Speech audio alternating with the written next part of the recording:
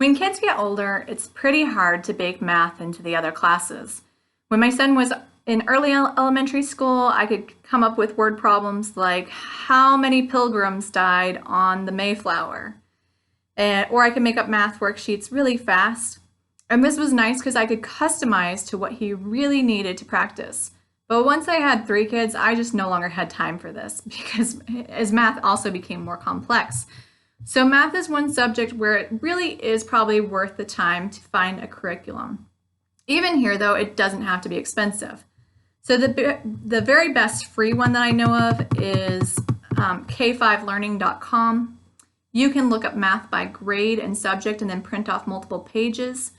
And if a subject is too hard, you could just bump down to the next grade down, or if it's too easy, bump up a grade. It's as simple as clicking on that to find what you need. This is grades 1 through 6. There's a printable key provided, and they provide multiple versions of a skill, so you probably won't run out of practice pages. The other free website I've had a lot of luck with is commoncoresheets.com. It's neat because you can customize your worksheet with the font, the size of the spacing between your problems, the number of problems. It also has a printable key and multiple versions of practice pages. If you're looking for a whole book to print, you could try allinonehomeschool.com. She has provided all the subjects K through 8. The drawback on this site is that there's not a lot of practice for getting skills down pat, but if you're just looking for something to fill the time and keep school moving forward, this might be the ticket for you. If you want to do online math, I'd look at probably Khan Academy. They have free pre-K through high school, multiple subjects. For ones where you pay, there's teaching textbooks.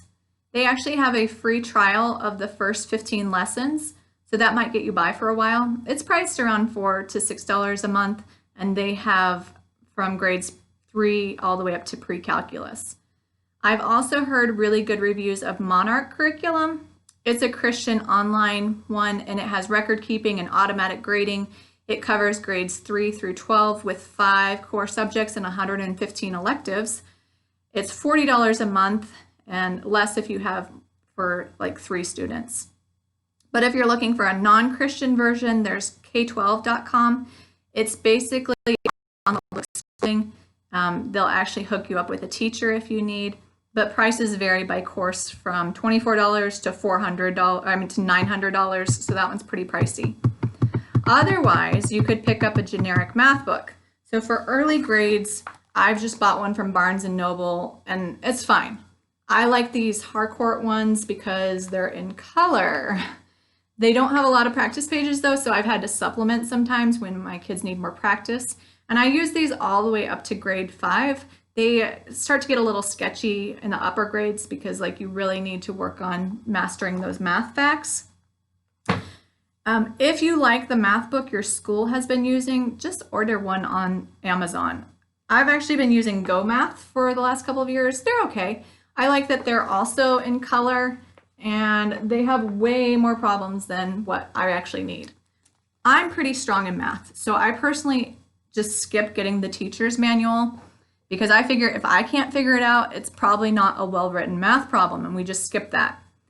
I have occasionally this year actually needed to watch an online video to jar my memory about certain things because it's just been a long time since I've thought it through, but it's not a big deal. Better math curriculums that most homeschoolers use would be Saxon, which is more traditional, and I hear that it's not the Common Core math. Math UC is very hands-on, but it's expensive because you have to buy all the manipulatives, the things that you would use to do the math. And I've only heard good things about Abeka.